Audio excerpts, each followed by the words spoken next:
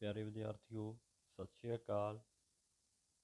ਮੈਂ Sher Singh, vocational trainer, physical education and sports, ਸਰਕਾਰੀ senior secondary school Kariala, ਲੜਕੇ, ਤਰਨਤਾਰਨ। ਪਿਆਰੇ ਵਿਦਿਆਰਥੀਓ, ਅੱਜ ਆਪਾਂ ਲੈਵਲ 3 ਦੀ ਯੂਨਿਟ ਨੰਬਰ 1, ਜਿਸ ਦਾ ਨਾਮ ਹੈ ਸਰੀਰਕ ਸਿੱਖਿਆ ਅਤੇ ਖੇਡਾਂ ਦੇ ਖੇਤਰ ਬਾਰੇ ਦੇ ਸੰਬੰਧ ਵਿੱਚ ਤੁਹਾਨੂੰ ਜਾਣਕਾਰੀ ਦਿੱਤੀ ਜਾਵੇਗੀ। ਤਾਂ ਪਿਆਰੇ ਵਿਦਿਆਰਥੀਓ, ਸਭ ਤੋਂ ਪਹਿਲਾਂ ਆਪਾਂ ਇਸ ਯੂਨਿਟ ਦੇ ਵਿੱਚ ਤੁਹਾਡੇ ਨਾਲ ਜਿਹੜੀ ਜਾਣਕਾਰੀ ਸਾਂਝੀ ਕਰਾਂਗੇ ਉਹ ਹੈ ਕਿ ਸਰੀਰਕ ਸਿੱਖਿਆ ਅਤੇ ਖੇਡਾਂ ਦੇ ਖੇਤਰ ਵਿੱਚ ਕਿਹੜੇ ਤੁਹਾਨੂੰ ਨੌਕਰੀ ਜਾਂ ਰੁਜ਼ਗਾਰ ਦੇ ਮੌਕੇ ਮਿਲਦੇ ਹਨ। ਤਾਂ ਪਿਆਰੇ ਵਿਦਿਆਰਥੀਓ, ਸਭ ਤੋਂ ਪਹਿਲਾਂ ਆਪਾਂ ਗੱਲ ਕਰਦੇ ਹਾਂ ਕਿ ਸਪੋਰਟਸ ਅਤੇ ਫਿਟਨੈਸ ਦੀਆਂ ਫੈਕਟਰੀਆਂ ਲਗਾਤਾਰ ਵੱਧ ਰਹੀਆਂ ਹਨ। ਇਹ ਜ਼ਿੰਦਗੀ ਦੇ ਵੀ ਕਾਫੀ ਮੌਕੇ ਪ੍ਰਦਾਨ ਕਰ ਰਹੀਆਂ ਹਨ। ਜੇ ਤੁਸੀਂ ਅਸਲ ਵਿੱਚ ਹੁਨਰਮੰਦ ਹੋ ਤਾਂ ਤੁਸੀਂ ਪੇਸ਼ਾਵਰ ਖਿਡਾਰੀ ਬਣ ਸਕਦੇ ਹੋ। ਕਿ ਜੇਕਰ ਪਿਆਰੇ ਵਿਦਿਆਰਥੀਓ ਤੁਹਾਡੇ ਕੋਲ ਖੇਡ ਦੀ ਗੇਮ ਦੀ ਚੰਗੀ ਸਕਿੱਲ ਹੈ ਤਾਂ ਤੁਸੀਂ ਹੁਨਰਮੰਦ ਹੋ ਚੰਗੇ, ਤਾਂ ਤੁਸੀਂ ਇੱਕ ਪੇਸ਼ਾਵਰ ਖਿਡਾਰੀ ਬਣ ਸਕਦੇ ਹੋ। ਜਿਵੇਂ MS ਧੋਨੀ, ਸਕਰੀਨ 'ਤੇ ਤੁਸੀਂ ਕੁਝ ਫੋਟੋਆਂ ਦੇਖ ਸਕਦੇ ਹੋ ਚੰਗੇ ਪਲੇਅਰਾਂ ਦੀਆਂ, ਜਿਵੇਂ MS ਧੋਨੀ ਹੋਇਆ, ਵਿਰਾਟ ਕੋਹਲੀ, ਸਾਨੀਆ ਨੇਹਵਾਲ, ਲੈਂਡਰ ਪੇਸ, ਵਿਸ਼ਵਨਾਥਨ ਆਨੰਦ, ਸੁਸ਼ੀਲ ਕੁਮਾਰ ਔਰ ਸੁਨੀਲ ਚੈਤਰੀ। ਇਹ ਸਾਰੇ ਪਿਆਰੇ ਵਿਦਿਆਰਥੀਓ ਇੱਕ ਚੰਗੇ ਖਿਡਾਰੀ ਹੋਏ ਜਿਨ੍ਹਾਂ ਦੇ ਵਿੱਚ ਇੱਕ ਚੰਗਾ ਹੁਨਰ ਸੀ। ਉਹ ਸਾਰੀ ਦੁਨੀਆ ਦੇ ਸਾਹਮਣੇ ਉੱਭਰ ਕੇ ਸਾਹਮਣੇ ਆਏ ਆ। ਉਹ ਇਹਨਾਂ ਨੇ ਆਪਣਾ ਨਾਮ ਜਿਹੜਾ ਸਿਰਫ ਆਪਣੇ ਹੁਨਰ ਦੇ ਕਰਕੇ ਹੀ ਬਣਾਇਆ। ਪੇਸ਼ਾਵਰ ਖਿਡਾਰੀ ਉਹਨਾਂ ਸਾਰੇ ਖਿਡਾਰੀਆਂ ਵਿੱਚੋਂ ਚੁਣੇ ਜਾਂਦੇ ਹਨ ਜਿਹੜੇ ਵੱਖ-ਵੱਖ ਪੱਧਰ 'ਤੇ ਟੂਰਨਾਮੈਂਟ ਖੇਡਦੇ ਹਨ ਅਤੇ ਆਪਣੀ ਖੇਡ ਦਾ ਪ੍ਰਦਰਸ਼ਨ ਕਰਦੇ ਹਨ। ਚੋਣ ਜਿਹੜੀ ਹੁੰਦੀ ਹੈ ਪਿਆਰੇ ਵਿਦਿਆਰਥੀਓ, ਇਹਨਾਂ ਦੀ ਜ਼ਿਲ੍ਹਾ ਪੱਧਰ 'ਤੇ, ਖੇਤਰੀ ਪੱਧਰ 'ਤੇ, ਰਾਸ਼ਟਰੀ ਪੱਧਰ 'ਤੇ ਖੇਡੇ ਟੂਰਨਾਮੈਂਟ ਦੇ ਹਿਸਾਬ ਨਾਲ ਕੀਤੀ ਜਾਂਦੀ ਹੈ। ਜਿਹੜੇ ਖਿਡਾਰੀ ਬਹੁਤ ਵਧੀਆ ਖੇਡਦੇ ਹਨ ਉਹਨਾਂ ਨੂੰ ਚੁਣ ਲਿਆ ਜਾਂਦਾ ਹੈ। ਇਹ ਕਲੱਬ ਅਤੇ ਦੇਸ਼ ਵੱਲੋਂ ਰਾਸ਼ਟਰੀ ਅਤੇ ਅੰਤਰਰਾਸ਼ਟਰੀ ਪੱਧਰ 'ਤੇ ਖੇਡਦੇ ਹਨ। ਰਾਸ਼ਟਰਪਤੀ ਉਹਨਾਂ ਦੇ ਯੋਗਦਾਨ ਨੂੰ ਸਨਮਾਨਿਤ ਕਰਨ ਵਾਸਤੇ ਕਈ ਸਪੋਰਟਸ ਖਿਡਾਰੀ ਸਰਕਾਰ ਵੱਲੋਂ ਰੱਖੇ ਜਾਂਦੇ ਹਨ ਅਤੇ ਕੁਝ ਪ੍ਰਾਈਵੇਟ ਕੰਪਨੀਆਂ ਵੱਲੋਂ। ਫਿਰ ਇਹ ਖਿਡਾਰੀ ਆਪਣੇ ਮਾਲਕ ਲਈ ਬਹੁਤ ਸਾਰੇ ਟੂਰਨਾਮੈਂਟ ਅਤੇ ਮੈਚ ਖੇਡਦੇ ਹਨ। ਉਦਾਹਰਨ ਦੇ ਤੌਰ 'ਤੇ Tata Bharat petroleum corporation limited, Madras rubber factory, ਭਾਰਤੀ ਤੇਲ ਕਾਰਪੋਰੇਸ਼ਨ ਲਿਮਟਿਡ, ਭਾਰਤ ਸੰਚਾਰ ਨਗਰ ਲਿਮਟਿਡ ਦੀਆਂ ਆਪਣੀਆਂ ਕੰਪਨੀਆਂ ਹਨ ਜਿਹੜੀਆਂ ਸਟੇਟ ਅਤੇ ਨੈਸ਼ਨਲ ਪੱਧਰ ਦੇ ਟੂਰਨਾਮੈਂਟ ਵਿੱਚ ਮੁਕਾਬਲਾ ਕਰਦੀਆਂ ਹਨ।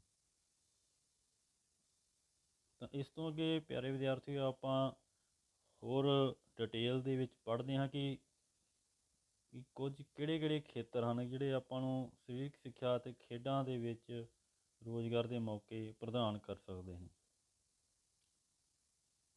ਸਭ ਤੋਂ ਪਹਿਲਾਂ ਆਪਾਂ ਪਿਆਰੇ ਵਿਦਿਆਰਥੀਓ ਪਹਿਲਾ ਮੌਕਾ ਜਿਹੜਾ ਹੈ ਉਹ ਹੈ ਸਰੀਰਕ ਸਿੱਖਿਆ ਪੜ੍ਹਾਉਣਾ। ਸਰੀਰਕ ਸਿੱਖਿਆ ਸਕੂਲਾਂ ਅਤੇ ਕਾਲਜਾਂ ਵਿੱਚ ਇੱਕ ਮਹੱਤਵਪੂਰਨ ਵਿਸ਼ਾ ਹੈ।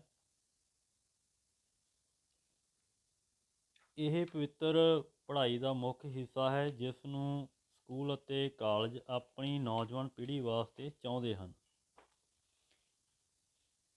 ਸਰੀਰਕ ਸਿੱਖਿਆ ਤੋਂ ਬਿਨਾਂ ਅਸੀਂ ਵਿਦਿਆਰਥੀ ਜਾਂ ਬੱਚੇ ਦਾ ਸਰਬਪੱਖੀ ਵਿਕਾਸ ਬਾਰੇ ਸੋਚ ਵੀ ਨਹੀਂ ਸਕਦੇ। ਸਰੀਰਕ ਸਿੱਖਿਆ ਨੇ ਬੱਚੇ ਦੇ ਸਰਬਪੱਖੀ ਵਿਕਾਸ ਲਈ ਇੱਕ ਮਹੱਤਵਪੂਰਨ ਜਗ੍ਹਾ ਬਣਾ ਲਈ ਹੈ।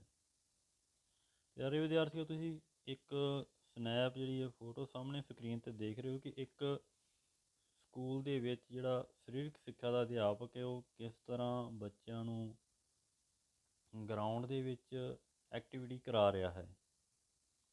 ਜੇਕਰ ਤੁਹਾਡੇ ਵਿੱਚੋਂ ਵੀ ਕੋਈ ਵਿਦਿਆਰਥੀ ਇਹ ਸੋਚ ਰਿਹਾ ਹੈ ਕਿ ਉਸਨੇ ਸਰੀਰਕ ਸਿੱਖਿਆ ਦਾ ਅਧਿਆਪਕ ਬਣਨਾ ਹੈ, ਤਾਂ ਉਸ ਦੇ ਲਈ ਪਿਆਰੇ ਵਿਦਿਆਰਥੀਓ, ਤੁਹਾਨੂੰ ਸਭ ਤੋਂ ਪਹਿਲਾਂ ਕਿਸੇ ਵੀ ਕਾਲਜ ਦੇ ਵਿੱਚੋਂ ਜਾਂ ਯੂਨੀਵਰਸਿਟੀ ਦੇ ਵਿੱਚ ਤੁਸੀਂ BA ਕਰ ਸਕਦੇ ਹੋ। ਉਸ ਤੋਂ ਬਾਅਦ ਤੁਸੀਂ ਕਿਸੇ ਵੀ ਕਾਲਜ ਜਾਂ ਯੂਨੀਵਰਸਿਟੀ ਤੋਂ BPEd ਦੀ ਡਿਗਰੀ ਦਾ ਹੋਣਾ ਤੁਹਾਡੇ ਕੋਲ ਲਾਜ਼ਮੀ ਹੈ।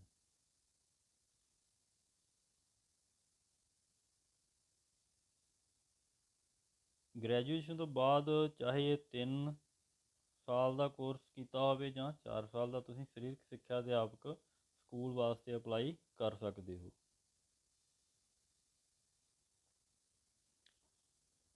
ਜੇ ਤੁਸੀਂ ਅੱਗੇ ਉਚੇਰੀ ਯੋਗਤਾ ਪ੍ਰਾਪਤ ਕਰਨਾ ਚਾਹੁੰਦੇ ਹੋ ਤਾਂ ਤੁਸੀਂ ਸਰੀਰਕ ਸਿੱਖਿਆ ਵਿੱਚ ਮਾਸਟਰ ਦੀ ਡਿਗਰੀ ਕਰ ਸਕਦੇ ਹੋ, ਜਿਹਨੂੰ ਮਾਸਟਰ ਆਫ ਫਿਜ਼ੀਕਲ MPEd ਵਗੈਰਾ ਦਾ ਨਾਮ ਦਿੱਤਾ ਜਾਂਦਾ। ਉਸ ਤੋਂ ਅਗਲਾ ਖੇਤਰ ਹੈ ਪਿਆਰੇ ਵਿਦਿਆਰਥੀਓ, ਜਿਸ ਦਾ ਨਾਮ ਹੈ ਕੋਚਿੰਗ।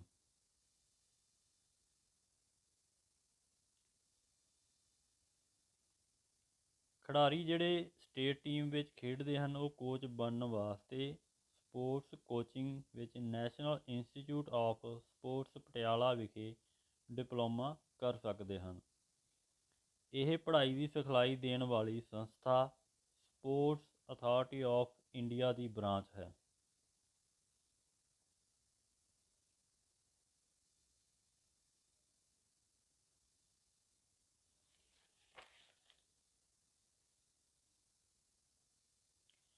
ਤਾਂ ਪਿਆਰੇ ਵਿਦਿਆਰਥੀਓ, ਉਸ ਤੋਂ ਅਗਲਾ ਖੇਤਰ ਹੈ ਜਿਸ ਦਾ ਨਾਮ ਹੈ ਖੇਡਾਂ ਦਾ ਪ੍ਰਬੰਧ।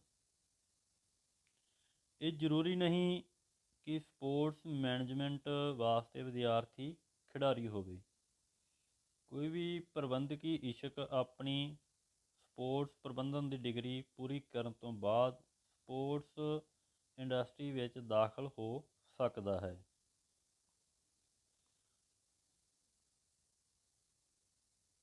ਭਾਰਤ ਵਿੱਚ ਬਹੁਤ ਸਾਰੀਆਂ ਸੰਸਥਾਵਾਂ ਨੇ ਸਪੋਰਟਸ ਪ੍ਰਬੰਧਨ ਦੇ ਕੋਰਸ ਨੂੰ ਸ਼ੁਰੂ ਕੀਤਾ ਹੈ, ਜਿਸ ਦਾ ਮੁੱਖ ਨਿਸ਼ਾਨਾ ਵਿਦਿਆਰਥੀਆਂ ਨੂੰ ਇਸ ਖੇਤਰ ਵਿੱਚ ਹੋਣ ਵਾਲੇ ਵੱਖਰੇ ਵੱਖਰੇ ਕੰਮਾਂ ਦੀ ਜਾਣਕਾਰੀ ਦੇਣਾ ਹੈ। ਤਾਂ ਪਿਆਰੇ ਵਿਦਿਆਰਥੀਓ, ਜੇਕਰ ਤੁਸੀਂ ਖੇਡ ਦਾ ਪ੍ਰਬੰਧਕ ਬਣਨਾ ਚਾਹੁੰਦੇ ਹੋ ਤਾਂ ਤੁਸੀਂ 12ਵੀਂ ਕਲਾਸ ਤੋਂ ਬਾਅਦ BA ਸਪੋਰਟਸ ਮੈਨੇਜਮੈਂਟ ਕਰ ਸਕਦੇ ਹੋ ਅਤੇ BA ਕਿਸੇ ਵੀ ਫੀਲਡ ਵਿੱਚ ਕਰਕੇ MBA ਕਰ ਸਕਦੇ ਹੋ ਅਤੇ ਸਪੋਰਟਸ ਪ੍ਰਬੰਧਕ ਵਿੱਚ ਪੱਕਾ ਜਾਣੂ ਹੋ ਸਕਦੇ ਹੋ। ਨੌਕਰੀ ਜਿਵੇਂ ਕਿ ਸਪੋਰਟਸ ਪ੍ਰਬੰਧਕ ਮਸ਼ਹੂਰ ਖੇਡ ਪ੍ਰਬੰਧਕ ਟੀਮਾਂ ਜਿਵੇਂ ਟਾਈਗਰ ਸਪੋਰਟਸ, ਭਾਰਤ ਜਾਂ ਇੰਟਰਨੈਸ਼ਨਲ ਸਪੋਰਟਸ ਕੰਪਨੀਆਂ ਦੁਆਰਾ ਚਲਾਈਆਂ ਜਾ ਰਹੀਆਂ ਹਨ। ਪੜ੍ਹੇ ਲਿਖੇ ਨੌਜਵਾਨਾਂ ਨੂੰ ਨੌਕਰੀ 'ਤੇ ਰੱਖਦੀਆਂ ਹਨ ਤਾਂ ਜੋ ਉਹ ਸੋਚ ਸਕਣ ਅਤੇ ਖੇਡ ਕਿਰਿਆ ਅਤੇ ਪ੍ਰੋਗਰਾਮਾਂ ਦਾ ਪ੍ਰਬੰਧ ਕਰ ਸਕਣ। ਕਲੱਬ, ਹੋਟਲ, ਜਿਮਨੇਜ਼ੀਅਮ ਅਤੇ ਸਪੋਰਟਸ ਸੈਂਟਰ ਵੀ ਅਜਿਹੇ ਲੋਕਾਂ ਨੂੰ ਖਰੀਦਦੇ ਜਾਂ ਪੈਸੇ 'ਤੇ ਲੈਂਦੇ ਹਨ। ਉਸ ਤੋਂ ਅਗਲਾ ਜਿਹੜਾ ਸੈਕਟਰ ਹੈ ਉਹ ਹੈ ਪਿਆਰੇ ਵਿਦਿਆਰਥੀਓ ਫਿਟਨੈਸ ਸੈਕਟਰ, ਜਿਸ ਦਾ ਅੱਜ ਦੇ ਸਮੇਂ ਦੇ ਵਿੱਚ ਬਹੁਤ ਜ਼ਿਆਦਾ ਮਹੱਤਵ ਹੈ। ਅੱਜ ਫਿਟਨੈਸ ਉੱਨਤੀ ਦਾ ਕਾਰੋਬਾਰ ਹੈ। ਇਸ ਖੇਤਰ ਵਿੱਚ ਬਹੁਤ ਸਾਰੇ ਕੰਮ ਕਰਨ ਦੇ ਮੌਕੇ ਹਨ, ਜਿਵੇਂ ਫਿਟਨੈਸ ਸਿਖਾਉਣ ਵਾਲਾ, ਵਿਅਕਤੀਗਤ ਟ੍ਰੇਨਰ, ਫਿਟਨੈਸ ਸਲਾਹਕਾਰ। ਇੱਕ ਫੋਟੋ ਰਾਹੀਂ ਤੁਸੀਂ ਦੇਖ ਸਕਦੇ ਹੋ ਕਿ ਕਿਸ ਤਰ੍ਹਾਂ ਫਿਟਨੈਸ ਟ੍ਰੇਨਰ ਇੱਕ ਟ੍ਰੇਨਿੰਗ ਦੇ ਰਿਹਾ ਹੈ ਕਿ ਇਹ ਇੱਕ ਵਧੀਆ ਰੁਜ਼ਗਾਰ ਦਾ ਖੇਤਰ ਹੈ। ਤਾਂ ਜੇਕਰ ਤੁਸੀਂ ਪਿਆਰੇ ਵਿਦਿਆਰਥੀਓ ਇੱਕ ਫਿਟਨੈਸ ਸਿੱਖਿਅਕ ਬਣਨਾ ਚਾਹੁੰਦੇ ਹੋ ਤਾਂ ਤੁਹਾਡੇ ਕੋਲ national institute of sports the certificate ਹੋਣਾ ਚਾਹੀਦਾ ਹੈ ਅਤੇ ਮਾਨਤਾ ਪ੍ਰਾਪਤ ਸੰਸਥਾ ਤੋਂ 1 ਜਾਂ 6 ਮਹੀਨੇ ਦਾ ਫਿਟਨੈਸ ਪ੍ਰਬੰਧਕ ਕੋਰਸ ਕੀਤਾ ਹੋਵੇ। ਪਿਆਰੇ ਵਿਦਿਆਰਥੀਓ, ਉਸ ਤੋਂ ਅਗਲਾ ਜਿਹੜਾ ਖੇਤਰ ਹੈ ਉਸ ਦਾ ਨਾਮ ਹੈ ਸਮਾਨ ਸੰਭਾਲ ਪ੍ਰਬੰਧਕ। ਜਿਹੜਾ ਆਦਮੀ ਬੈਟ ਤੋਂ ਲੈ ਕੇ ਹੈਲਮਟ ਦੀ ਦੇਖ ਰੇਖ ਕਰਦਾ ਹੈ ਉਸ ਨੂੰ ਸਮਾਨ ਸੰਭਾਲ ਪ੍ਰਬੰਧਕ ਕਹਿੰਦੇ ਹਨ। ਇਹ ਕਿੱਤਾ ਕਾਲਜ ਅਤੇ ਪ੍ਰੋਫੈਸ਼ਨਲ ਪੱਧਰ 'ਤੇ ਰੁਜ਼ਗਾਰ ਦੇ ਮੌਕੇ ਪ੍ਰਦਾਨ ਕਰਦਾ ਹੈ। ਕੋਈ ਸਪੈਸ਼ਲ ਟ੍ਰੇਨਿੰਗ ਜਾਂ ਪੜ੍ਹਾਈ ਦੀ ਲੋੜ ਨਹੀਂ, ਪਰ ਚੀਜ਼ਾਂ ਦਾ ਗਿਆਨ ਅਤੇ ਇਸ ਨੂੰ ਠੀਕ ਕਰਨ ਦੀ ਗੁਣਵੱਤਾ ਹੋਣੀ ਚਾਹੀਦੀ ਹੈ। ਪਿਆਰੇ ਵਿਦਿਆਰਥੀਓ, ਜਿਵੇਂ ਤੁਸੀਂ ਫੋਟੋ ਦੇ ਵਿੱਚ ਦੇਖ ਸਕਦੇ ਹੋ ਕਿ ਇੱਕ ਵਿਅਕਤੀ ਜਿਹੜਾ ਸਮਾਨ ਸੰਭਾਲ ਪ੍ਰਬੰਧਕ ਦੇ ਤੌਰ 'ਤੇ ਕੰਮ ਕਰ ਰਿਹਾ, ਕਿਸ ਤਰ੍ਹਾਂ ਸਮਾਨ ਨੂੰ ਸਹੀ ਤਰੀਕੇ ਨਾਲ ਰੱਖ ਰਿਹਾ ਹੈ। ਇਸ ਦੇ ਵਿੱਚ ਜਿਵੇਂ ਆਪਾਂ ਗੱਲ ਕੀਤੀ ਹੈ ਕਿ ਕੋਈ ਪੜ੍ਹਾਈ ਦੀ ਖਾਸ ਸਪੈਸ਼ਲ ਟ੍ਰੇਨਿੰਗ ਦੀ ਲੋੜ ਨਹੀਂ ਹੁੰਦੀ, ਸਿਰਫ ਆਪਾਂ ਨੂੰ ਗਿਆਨ ਹੋਣਾ ਚਾਹੀਦਾ ਇਸ ਗੱਲ ਦਾ ਕਿ ਕਿਹੜਾ ਸਮਾਨ ਕਿੱਥੇ ਅਤੇ ਕਿਸ ਤਰ੍ਹਾਂ ਰੱਖਿਆ ਜਾਣਾ ਚਾਹੀਦਾ ਹੈ। ਤਾਂ ਉਸ ਤੋਂ ਅਗਲਾ ਖੇਤਰ ਹੈ ਪਿਆਰੇ ਵਿਦਿਆਰਥੀਓ, ਜਿਸ ਦਾ ਨਾਮ ਹੈ ਪੱਤਰਕਾਰੀ। ਖੇਡ ਪੱਤਰਕਾਰੀ ਇਹੋ ਜਿਹਾ ਖੇਤਰ ਹੈ ਜਿੱਥੇ ਸਰੀਰਕ ਸਿੱਖਿਆ ਅਤੇ ਖੇਡ ਸਾਇੰਸ ਨਿਪੁੰਨ ਦੀ ਲੋੜ ਹੈ। ਉਹ ਜਿਨ੍ਹਾਂ ਦੀ ਬੋਲਚਾਲ ਵਿੱਚ ਨਿਪੁੰਨਤਾ ਹੁੰਦੀ ਹੈ ਉਹ ਜਾਂ ਤਾਂ ਖੇਡ ਬਾਰੇ ਕਮੈਂਟਰੀ ਜਾਂ ਸਪੋਰਟਸ ਪੱਤਰਕਾਰੀ ਦਾ ਕੰਮ ਲੈ ਸਕਦਾ ਹੈ। ਕਿ ਜਿਨ੍ਹਾਂ ਦੇ ਵਿੱਚ ਕਾਫੀ ਬੋਲਚਾਲ ਦਾ ਚੰਗਾ ਹੁੰਦਾ, ਨਿਪੁੰਨਤਾ ਹੁੰਦੀ ਹੈ, ਚੰਗੀ ਸਕਿੱਲ ਹੁੰਦੀ ਹੈ ਬੋਲਚਾਲ ਦੀ, ਉਹ ਕਮੈਂਟਰੀ ਜਾਂ ਸਪੋਰਟਸ ਪੱਤਰਕਾਰੀ ਦਾ ਕੰਮ ਲੈ ਸਕਦੇ ਹੈ। ਅਤੇ ਟੀਵੀ, ਮੈਗਜ਼ੀਨ ਜਾਂ ਅਖਬਾਰ ਵਿੱਚ ਸਪੋਰਟਸ ਦੇ ਪਹਿਰੇ ਦੇ ਸਕਦਾ ਹੈ ਅਤੇ ਟੀਵੀ 'ਤੇ ਪ੍ਰੋਗਰਾਮ ਪੇਸ਼ ਕਰ ਸਕਦਾ ਹੈ। ਸਪੋਰਟਸ ਚੈਨਲ ਜਿਵੇਂ star sports, ESPN sports, 10 sports, ਜੀ ਸਪੋਰਟਸ ਅਤੇ ਦੂਰਦਰਸ਼ਨ 'ਤੇ ਆਪਾਂ ਆਮ ਹੀ ਜਿਹੜੇ ਆ ਖਿਡਾਰੀਆਂ ਨੂੰ ਕਮੈਂਟਰੀ ਕਰਦੇ ਦੇਖ ਸਕਦੇ ਹਾਂ ਕਿ ਉਹ ਜਿਹੜੇ ਜਿਨ੍ਹਾਂ ਦੇ ਕੋਲ ਬੋਲਚਾਲ ਦੀ ਨਿਪੁੰਨਤਾ ਹੁੰਦੀ ਹੈ ਉਹਨਾਂ ਲਈ ਇੱਕ ਵਧੀਆ ਰੁਜ਼ਗਾਰ ਸਾਬਤ ਹੁੰਦੀ ਹੈ। ਤਾਂ ਪਿਆਰੇ ਵਿਦਿਆਰਥੀਓ, ਜੇਕਰ ਤੁਸੀਂ ਵੀ ਇਸ ਖੇਤਰ ਦੇ ਵਿੱਚ ਜਾਣਾ ਚਾਹੁੰਦੇ ਹੋ ਤਾਂ ਤੁਸੀਂ 12ਵੀਂ ਪਾਸ ਕਰਨ ਤੋਂ ਬਾਅਦ ਕਮਿਊਨੀਕੇਸ਼ਨ ਅਤੇ ਪੱਤਰਕਾਰੀ ਵਿੱਚ ਗ੍ਰੈਜੂਏਸ਼ਨ ਕਰਨ ਤੋਂ ਬਾਅਦ ਹੀ ਇਸ ਖੇਤਰ ਦੇ ਵਿੱਚ ਆ ਸਕਦੇ ਹੋ। ਤਾਂ ਪਿਆਰੇ ਵਿਦਿਆਰਥੀਓ, ਉਸ ਤੋਂ ਅਗਲੇ ਖੇਤਰ ਦੀ ਆਪਾਂ ਗੱਲ ਕਰਦੇ ਹਾਂ ਜਿਸ ਦਾ ਨਾਮ ਹੈ ਫੋਟੋਗ੍ਰਾਫੀ। ਸਪੋਰਟਸ ਫੋਟੋਗ੍ਰਾਫਰਾਂ ਦੀ ਵੀ ਬਹੁਤ ਮੰਗ ਹੈ, ਪਰ ਉਦੋਂ ਜਦੋਂ ਵੱਡੇ ਵੱਡੇ ਸਪੋਰਟਸ ਪ੍ਰੋਗਰਾਮ ਹੁੰਦੇ ਹਨ। ਫੋਟੋਗ੍ਰਾਫਰ ਸਪੋਰਟਸ ਦੀਆਂ ਫੋਟੋ ਅਖਬਾਰਾਂ, ਟੀਵੀ ਚੈਨਲ, ਮੈਗਜ਼ੀਨ ਅਤੇ ਵੈਬਸਾਈਟ ਲਈ ਖਿੱਚਦੇ ਹਨ। ਸਪੋਰਟਸ ਫੋਟੋਗ੍ਰਾਫਰ ਸਪੋਰਟਸ ਮੈਗਜ਼ੀਨ, ਅਖਬਾਰਾਂ ਅਤੇ ਵੱਖਰੇ ਵੱਖਰੇ ਚੈਨਲਾਂ ਦੁਆਰਾ ਰੱਖੇ ਜਾਂਦੇ ਹਨ। ਪਿਆਰੇ ਬੱਚਿਓ, ਜੇਕਰ ਤੁਸੀਂ ਵੀ ਸਪੋਰਟਸ ਫੋਟੋਗ੍ਰਾਫਰ ਬਣਨਾ ਚਾਹੁੰਦੇ ਹੋ ਤਾਂ ਤੁਹਾਨੂੰ ਮਾਸ ਕਮਿਊਨੀਕੇਸ਼ਨ ਅਤੇ ਪੱਤਰਕਾਰੀ ਜਾਂ ਫੋਟੋਗ੍ਰਾਫੀ ਵਿੱਚ ਛੋਟੇ ਜਾਂ ਵੱਡੇ ਲੰਮੇ ਕੋਰਸ ਕਰਨੇ ਪੈਣਗੇ ਅਤੇ ਸਪੋਰਟਸ ਅਤੇ ਖੇਡਾਂ ਬਾਰੇ ਤੁਹਾਡਾ ਗਿਆਨ ਵੀ ਹੋਣਾ ਜ਼ਰੂਰੀ ਹੈ।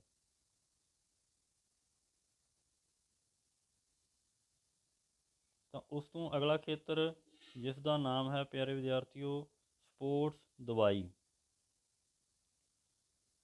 ਦੌੜਾਕਾਂ ਦੀਆਂ ਸੱਟਾਂ ਨੂੰ ਇੱਕਦਮ ਠੀਕ ਕਰਨ ਵਾਸਤੇ ਅਤੇ ਰੋਕਥਾਮ ਲਈ ਦਵਾਈਆਂ ਦੇ ਬਾਰੇ ਜਾਣਕਾਰੀ ਹੋਣਾ ਜ਼ਰੂਰੀ ਹੈ।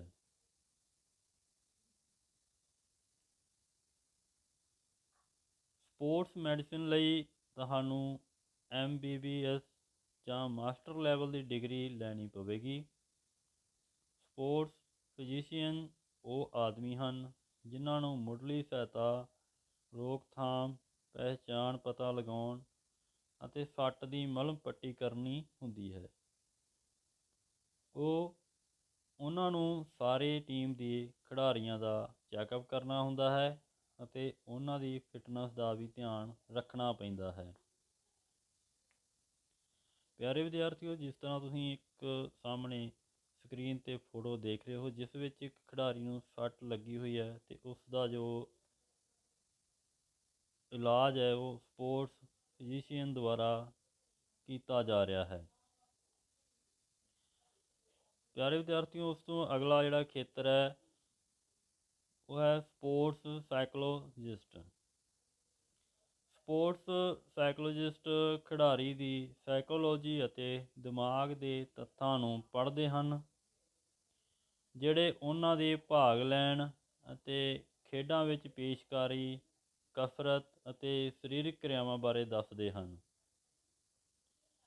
ਇਹ ਉਹਨਾਂ ਦੀ ਪੇਸ਼ਕਾਰੀ ਨੂੰ ਵਧਾਉਂਦੇ ਹਨ ਅਤੇ ਉਹਨਾਂ ਦੀਆਂ ਭਾਵਨਾਵਾਂ ਅਤੇ ਸੱਟ ਦੇ ਸਾਈਕੋਲੋਜੀਕਲ ਪ੍ਰਭਾਵ ਨੂੰ ਘਟਾਉਂਦੇ ਹਨ ਅਤੇ ਮਾੜੀ ਕਾਰਗੁਜ਼ਾਰੀ ਤੋਂ ਬਚਾਉਂਦੇ ਹਨ। ਸਪੋਰਟਸ ਸਾਈਕੋਲੋਜਿਸਟ ਬਣਨ ਲਈ ਤੁਹਾਨੂੰ ਪਿਆਰੇ ਵਿਦਿਆਰਥੀਓ ਸਰੀਰਕ ਸਿੱਖਿਆ ਵਿੱਚ ਮਾਸਟਰੀ ਸਾਇੰਸ ਵਿੱਚ ਅਤੇ ਨਿਪੁੰਨਤਾ ਸਾਈਕੋਲੋਜੀ ਵਿੱਚ ਕਰਨੀ ਪਵੇਗੀ। ਤਾਂ ਉਸ ਤੋਂ ਅਗਲਾ ਜਿਹੜਾ ਖੇਤਰ ਹੈ ਪਿਆਰੇ ਵਿਦਿਆਰਥੀਓ, ਉਸ ਦਾ ਨਾਮ ਹੈ ਸਪੋਰਟਸ ਨਿਊਟ੍ਰੀਸ਼ਨਿਸਟ। ਊਰਜਾ ਦੀ ਬਰਾਬਰਤਾ ਅਤੇ ਊਰਜਾ ਚੱਕਰ ਦਾ ਸਪੋਰਟਸ ਪਰਫਾਰਮੈਂਸ ਵਿੱਚ ਮਹੱਤਵਪੂਰਨ ਰੋਲ ਹੈ। ਖੁਰਾਕ ਅਤੇ ਸਪਲੀਮੈਂਟ ਖਿਡਾਰੀ ਦੇ ਆਖਿਰ ਵਿੱਚ ਸਫਲ ਜਾਂ ਅਸਫਲ ਹੋਣ ਦਾ ਫੈਸਲਾ ਕਰਦੇ ਹਨ। ਸਪੋਰਟਸ ਅਤੇ ਫਿਟਨੈਸ ਖੁਰਾਕ ਵਾਲੇ ਭੋਜਨ ਬਾਰੇ ਜਾਣਦੇ ਹਨ, ਊਰਜਾ ਚੱਕਰ ਨੂੰ ਸਮਝਦੇ ਹਨ। ਉਹ ਖਿਡਾਰੀਆਂ ਦੀ ਪਸੰਦ ਅਤੇ ਨਾਪਸੰਦ ਨਾਲ ਸਮਝੌਤਾ ਕਰਦੇ ਹਨ ਅਤੇ ਉਹਨਾਂ ਨੂੰ ਸਹੀ ਖਾਣ ਪੀਣ ਦਾ ਚਾਰਟ ਦਿੰਦੇ ਹਨ। ਉਹਨਾਂ ਨੂੰ ਜ਼ਿਆਦਾਤਰ ਨਿਪੁੰਨ ਖਿਡਾਰੀ ਰੱਖਦੇ ਹਨ। ਪ੍ਰਾਈਵੇਟ ਅਤੇ ਪਬਲਿਕ ਖੇਤਰ ਹੈਲਥ ਕਲੱਬਾਂ ਵਿੱਚ ਰੱਖਿਆ ਜਾਂਦਾ ਹੈ। ਇੱਕ ਨਿਊਟ੍ਰੀਸ਼ਨ ਬਣਨ ਵਾਸਤੇ ਤੁਹਾਨੂੰ ਇੱਕ ਸਰਟੀਫਿਕੇਟ ਜਾਂ ਡਿਪਲੋਮਾ ਕਿਸੇ ਮਾਨਤਾ ਪ੍ਰਾਪਤ ਸੰਸਥਾ ਜਾਂ ਯੂਨੀਵਰਸਿਟੀ ਤੋਂ ਕਰਨਾ ਪਵੇਗਾ। ਸਰਟੀਫਿਕੇਟ ਜਾਂ ਡਿਪਲੋਮਾ ਗ੍ਰੈਜੂਏਸ਼ਨ ਤੋਂ ਬਾਅਦ ਕਿਸੇ ਵੀ ਸੰਸਥਾ ਤੋਂ ਕੀਤਾ ਜਾ ਸਕਦਾ ਹੈ। ਤਾਂ ਪਿਆਰੇ ਵਿਦਿਆਰਥੀਓ, ਹੁਣ ਤੱਕ ਆਪਾਂ ਇਸ ਦੇ ਵਿੱਚ ਜਿਹੜੀ ਜਾਣਕਾਰੀ ਤੁਹਾਨੂੰ ਦਿੱਤੀ ਗਈ ਹੈ ਲੈਕਚਰ ਦੇ ਵਿੱਚ, ਉਸ ਵਿੱਚ ਸਰੀਰਕ ਸਿੱਖਿਆ ਅਤੇ ਖੇਡਾਂ ਦੇ ਖੇਤਰ ਵਿੱਚ ਵੱਖ-ਵੱਖ ਜਿਹੜੇ ਰੁਜ਼ਗਾਰ ਦੇ ਮੌਕੇ ਆ ਉਸ ਬਾਰੇ ਦੱਸਿਆ ਗਿਆ ਹੈ।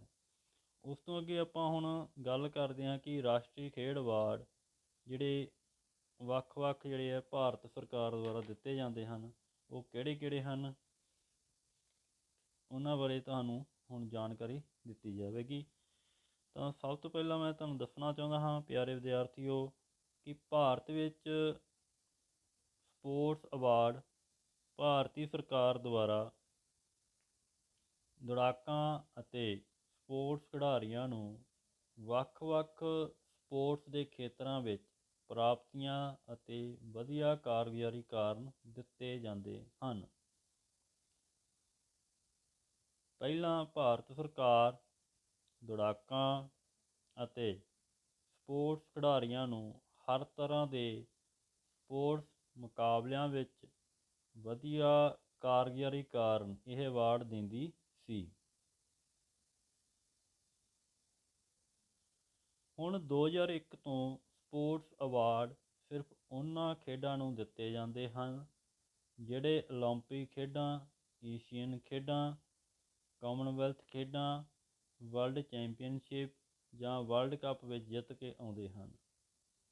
ਇਹ ਅਵਾਰਡ ਰਾਸ਼ਟਰ ਪੱਧਰ ਦੇ ਮੁਕਾਬਲਿਆਂ ਅਤੇ ਸਰੀਰਕ ਤੌਰ 'ਤੇ ਅਪਾਹਜ ਖਿਡਾਰੀਆਂ ਦੀਆਂ ਖੇਡਾਂ ਵਿੱਚੋਂ ਜੋ ਖਿਡਾਰੀ ਭਾਗ ਲੈਂਦੇ ਹਨ ਉਹਨਾਂ ਨੂੰ ਵੀ ਦਿੱਤੇ ਜਾਂਦੇ ਹਨ। ਪਿਆਰੇ ਵਿਦਿਆਰਥੀਓ, ਇਹ ਕੁਝ ਖਿਡਾਰੀਆਂ ਦੀ ਤਸਵੀਰ ਹੈ ਜੋ ਕਿ ਵੱਖ-ਵੱਖ ਅਵਾਰਡ ਜਿਹੜੇ ਉਹ ਪ੍ਰਾਪਤ ਕਰ ਰਹੇ ਹਨ। ਤਾਂ ਪਿਆਰੇ ਵਿਦਿਆਰਥੀਓ, ਸਭ ਤੋਂ ਪਹਿਲਾਂ ਆਪਾਂ ਅਰਜੁਨ ਅਵਾਰਡ ਦੀ ਗੱਲ ਕਰਾਂਗੇ, ਇਸ ਦੇ ਬਾਰੇ ਤੁਹਾਨੂੰ ਜਾਣਕਾਰੀ ਦਿੰਦੇ ਹਾਂ ਕਿ ਅਰਜਨ ਅਵਾਰਡ ਭਾਰਤ ਸਰਕਾਰ ਦੁਆਰਾ ਸਪੋਰਟਸ ਖਿਡਾਰੀਆਂ ਦੁਆਰਾ ਵੱਖ-ਵੱਖ ਖੇਡਾਂ ਵਿੱਚ ਵਧੀਆ ਕਾਰਗੁਜ਼ਾਰੀ ਕਾਰਨ ਸਥਾਪਿਤ ਕੀਤਾ ਗਿਆ। ਕਿ ਪਿਆਰੇ ਵਿਦਿਆਰਥੀਓ, ਇਹ ਇੱਕ ਉਸ ਖਿਡਾਰੀ ਨੂੰ ਦਿੱਤਾ ਜਾਂਦਾ ਜਿਹੜਾ ਵੱਖ-ਵੱਖ ਖੇਡਾਂ ਦੇ ਵਿੱਚ ਵਧੀਆ ਪ੍ਰਦਰਸ਼ਨ ਕਰਦਾ ਹੈ।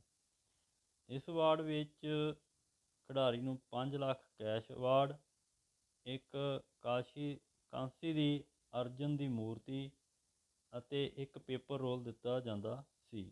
ਪਰ ਸਰਕਾਰ ਨੇ ਹੁਣ ਇਸ ਅਵਾਰਡ ਵਿੱਚ ਥੋੜ੍ਹਾ ਬਦਲਾਵ ਕੀਤਾ ਹੈ। ਅਵਾਰਡ ਦੀਆਂ ਹਦਾਇਤਾਂ ਅਨੁਸਾਰ ਇੱਕ ਖਿਡਾਰੀ ਦੀ ਪਹਿਲੇ 3 ਸਾਲਾਂ ਵਿੱਚ ਅੰਤਰਰਾਸ਼ਟਰੀ ਪੱਧਰ 'ਤੇ ਵਧੀਆ ਕਾਰਗੁਜ਼ਾਰੀ ਹੋਣੀ ਚਾਹੀਦੀ ਹੈ, ਤਾਂ ਹੀ ਉਹ ਇਹ ਅਵਾਰਡ ਪ੍ਰਾਪਤ ਕਰਨ ਦਾ ਹੱਕਦਾਰ ਹੋਵੇਗਾ। ਇਸ ਤੋਂ ਇਲਾਵਾ ਉਸ ਵਿੱਚ ਚੰਗੀ ਲੀਡਰਸ਼ਿਪ ਦੀ ਭਾਵਨਾ, ਖਿਡਾਰੀ ਦੀ ਭਾਵਨਾ, ਅਨੁਸ਼ਾਸਨ ਵਿੱਚ ਰਹਿਣ ਦੇ ਗੁਣ ਹੋਣੇ ਚਾਹੀਦੇ ਹਨ। ਪਿਆਰੇ ਵਿਦਿਆਰਥੀਓ, ਇਹ ਕਾਂਸੀ ਦੀ ਅਰਜਨ ਦੀ ਮੂਰਤੀ ਹੁੰਦੀ ਹੈ ਜਿਹੜੀ ਇੱਕ ਚੰਗੇ ਖਿਡਾਰੀ ਨੂੰ ਦਿੱਤੀ ਜਾਂਦੀ ਹੈ। ਤਾਂ ਉਸ ਤੋਂ ਅਗਲਾ ਅਵਾਰਡ ਹੈ ਜਿਸ ਦਾ ਨਾਮ ਹੈ ਦਰੋਣਾਚਾਰੀਆ ਅਵਾਰਡ। ਇਹ ਅਵਾਰਡ 1985 ਵਿੱਚ ਸ਼ੁਰੂ ਹੋਇਆ। ਪਿਆਰੇ ਵਿਦਿਆਰਥੀਓ, ਇਹ ਤੁਸੀਂ ਯਾਦ ਵੀ ਰੱਖਣਾ ਪੂਰਾ, ਕਿਉਂਕਿ ਇਹ ਤੁਹਾਨੂੰ ਕਦੇ ਵੀ ਕੁਐਸਚਨ ਪੁੱਛਿਆ ਜਾ ਸਕਦਾ ਹੈ ਕਿ ਦਰੋਣਾਚਾਰੀਆ ਅਵਾਰਡ ਕਦੋਂ ਸ਼ੁਰੂ ਹੋਇਆ। ਇਹ ਅਵਾਰਡ ਭਾਰਤੀ ਸਰਕਾਰ ਦੁਆਰਾ ਉਸ ਕੋਚ ਨੂੰ ਦਿੱਤਾ ਜਾਂਦਾ ਹੈ ਜਿਹੜਾ ਸਪੋਰਟਸ ਦੇ ਖੇਤਰ ਵਿੱਚ ਵਧੀਆ ਕੋਚਿੰਗ ਦਿੰਦਾ ਹੈ। ਕਿ ਪਿੱਛੇ ਆਪਾਂ ਹੁਣ ਪੜ੍ਹਿਆ ਹੈ ਕਿ ਅਰਜਨ ਅਵਾਰਡ ਇੱਕ ਚੰਗੇ ਖਿਡਾਰੀ ਨੂੰ ਦਿੱਤਾ ਜਾਂਦਾ ਹੈ, ਤਾਂ ਇੱਥੇ ਤੁਸੀਂ ਯਾਦ ਰੱਖਣਾ ਹੈ ਪਿਆਰੇ ਵਿਦਿਆਰਥੀਓ ਕਿ ਜਿਹੜਾ ਦਰੋਣਾਚਾਰੀਆ ਅਵਾਰਡ ਹੈ ਉਹ ਚੰਗੇ ਕੋਚ ਨੂੰ ਦਿੱਤਾ ਜਾਂਦਾ ਹੈ। ਇਸ ਅਵਾਰਡ ਵਿੱਚ ਕਾਂਸੇ ਦਾ ਦਰੋਣਾਚਾਰੀਆ ਦੀ ਮੂਰਤੀ ਹੁੰਦੀ ਹੈ, 5 ਲੱਖ ਕੈਸ਼ ਅਤੇ ਸਨਮਾਨਤਾ ਪੱਤਰ ਹੁੰਦਾ ਹੈ। ਜਿਵੇਂ ਕਿ ਆਪਾਂ ਪਹਿਲਾਂ ਹੀ ਗੱਲ ਕੀਤੀ ਹੈ ਕਿ ਚੰਗੇ ਖਿਡਾਰੀ ਨੂੰ ਅਰਜਨ ਦਾ ਅਵਾਰਡ ਦਿੱਤਾ ਜਾਂਦਾ ਹੈ, ਉਸੇ ਤਰ੍ਹਾਂ ਇੱਕ ਚੰਗੇ ਕੋਚ ਨੂੰ ਦਰੋਣਾਚਾਰੀਆ ਦਾ ਅਵਾਰਡ ਦਿੱਤਾ ਜਾਂਦਾ ਹੈ, ਕਿਉਂਕਿ ਅਰਜਨ ਦੇ ਗੁਰੂ ਦਾ ਨਾਮ ਦਰੋਣਾਚਾਰੀਆ ਸੀ।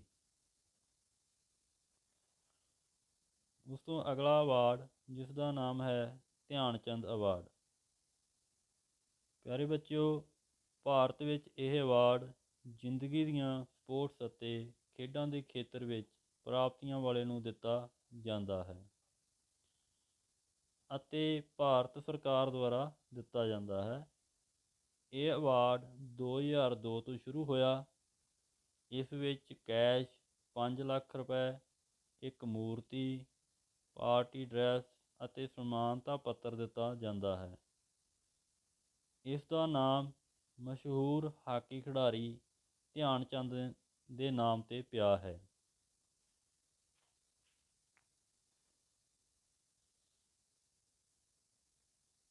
ਪਿਆਰੇ ਵਿਦਿਆਰਥੀਓ, ਉਸ ਤੋਂ ਅਗਲਾ ਅਵਾਰਡ ਜਿਸ ਦਾ ਨਾਮ ਹੈ ਰਾਜੀਵ ਗਾਂਧੀ ਖੇਲ ਰਤਨ ਅਵਾਰਡ। ਭਾਰਤ ਵਿੱਚ ਰਾਜੀਵ ਗਾਂਧੀ ਖੇਲ ਰਤਨ ਅਵਾਰਡ ਨਾਲ ਉਸ ਖਿਡਾਰੀ ਨੂੰ ਸਨਮਾਨਿਤ ਕੀਤਾ ਜਾਂਦਾ ਹੈ ਜਿਹੜੇ ਸਪੋਰਟਸ ਦੇ ਖੇਤਰ ਵਿੱਚ ਕੋਈ ਪ੍ਰਾਪਤੀ ਕੀਤੀ ਹੋਵੇ। ਖੇਲ ਰਤਨ ਦਾ ਹਿੰਦੀ ਵਿੱਚ ਮਤਲਬ ਹੈ ਸਪੋਰਟਸ ਦਾ ਹੀਰਾ। ਇਸ ਦਾ ਨਾਮ ਸਾਡੇ ਸਵਰਗਵਾਸੀ ਪ੍ਰਧਾਨ ਮੰਤਰੀ ਰਾਜੀਵ ਗਾਂਧੀ ਦੇ ਨਾਮ 'ਤੇ ਪਿਆ ਹੈ। ਇਸ ਅਵਾਰਡ ਵਿੱਚ 7,50,000 ਕੈਸ਼ ਅਤੇ ਇੱਕ ਸਨਮਾਨਤਾ ਪੱਤਰ ਹੈ।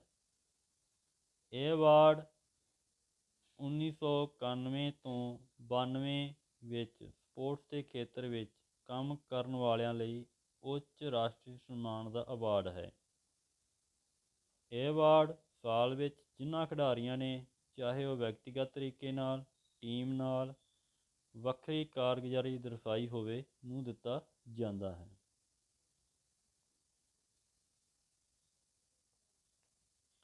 ਤਾਂ ਪਿਆਰੇ ਵਿਦਿਆਰਥੀਓ, ਇਸੇ ਤਰ੍ਹਾਂ ਭਾਰਤ ਵਿੱਚ ਹੋਰ ਵੀ ਅਵਾਰਡ ਜਿਹੜੇ ਆ ਦਿੱਤੇ ਜਾਂਦੇ ਹਨ, ਜਿਵੇਂ ਕਿ ਮੌਲਾਨਾ ਅਬਦੁਲ ਕਲਾਮ ਅਵਾਰਡ ਅੰਤਰਰਾਸ਼ਟਰੀ ਮੁਕਾਬਲੇ ਵਿੱਚ ਪਹਿਲੇ ਸਥਾਨ 'ਤੇ ਆਉਣ ਵਾਲੇ ਨੂੰ ਦਿੱਤਾ ਜਾਂਦਾ ਹੈ।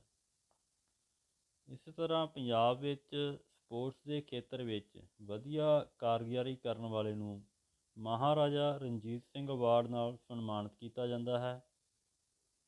ਇਹਨਾਂ ਅਵਾਰਡਾਂ ਤੋਂ ਬਿਨਾਂ ਬਹੁਤ ਘੱਟ ਸਪੈਸ਼ਲ ਅਵਾਰਡ ਰਹਿ ਗਏ ਹਨ ਜੋ ਭਾਰਤ ਸਰਕਾਰ ਵੱਲੋਂ ਦਿੱਤੇ ਜਾਂਦੇ ਹਨ, ਜਿਹੜੇ ਕਿ ਅੰਤਰਰਾਸ਼ਟਰੀ ਖੇਡਾਂ ਵਿੱਚ ਮੈਡਲ ਪ੍ਰਾਪਤ ਕਰਦੇ ਹਨ, ਅਤੇ ਸਰਕਾਰ ਕੁਛ ਕੈਸ਼ ਅਵਾਰਡ ਵੀ ਦਿੰਦੀ ਹੈ। ਤਾਂ ਪਿਆਰੇ ਵਿਦਿਆਰਥੀਓ, ਇੱਥੇ ਆਪਾਂ ਅੱਜ ਭਾਰਤ ਸਰਕਾਰ ਦੁਆਰਾ ਦਿੱਤੇ ਜਾਂਦੇ ਵੱਖ-ਵੱਖ ਅਵਾਰਡ, ਜਿਨ੍ਹਾਂ ਦਾ ਨਾਮ ਮੈਂ ਦੁਬਾਰਾ ਫਿਰ ਤੁਹਾਨੂੰ ਦੱਸ ਦੇਣਾ ਚਾਹੁੰਦਾ ਹਾਂ ਕਿ ਜਿਵੇਂ ਅਰਜੁਨ ਅਵਾਰਡ, ਦਰੋਣਾਚਾਰੀਆ ਅਵਾਰਡ, ਧਿਆਨ ਚੰਦ ਅਵਾਰਡ, ਰਾਜੀਵ ਗਾਂਧੀ ਖੇਲ ਰਤਨ ਅਵਾਰਡ, ਜਿਹੜੇ ਕਿ ਭਾਰਤ ਸਰਕਾਰ ਦੁਆਰਾ ਵੱਖ-ਵੱਖ ਖੇਡਾਂ ਖਿਡਾਰੀਆਂ ਅਤੇ ਕੋਚਾਂ ਨੂੰ ਦਿੱਤੇ ਜਾਂਦੇ ਹਨ, ਦੇ ਬਾਰੇ ਵਿੱਚ ਤੁਹਾਨੂੰ ਜਾਣਕਾਰੀ ਦਿੱਤੀ ਗਈ ਹੈ। ਅਤੇ ਮੈਂ ਆਸ ਕਰਦਾ ਹਾਂ ਕਿ ਮੇਰੇ ਦੁਆਰਾ ਜੋ ਵੀ ਅੱਜ ਤੁਹਾਨੂੰ ਲੈਕਚਰ ਦੇ ਵਿੱਚ ਜਾਣਕਾਰੀ ਦਿੱਤੀ ਗਈ ਹੈ, ਤੁਹਾਨੂੰ ਜ਼ਰੂਰ ਚੰਗੀ ਤਰ੍ਹਾਂ ਸਮਝ ਆਈ ਹੋਵੇਗੀ।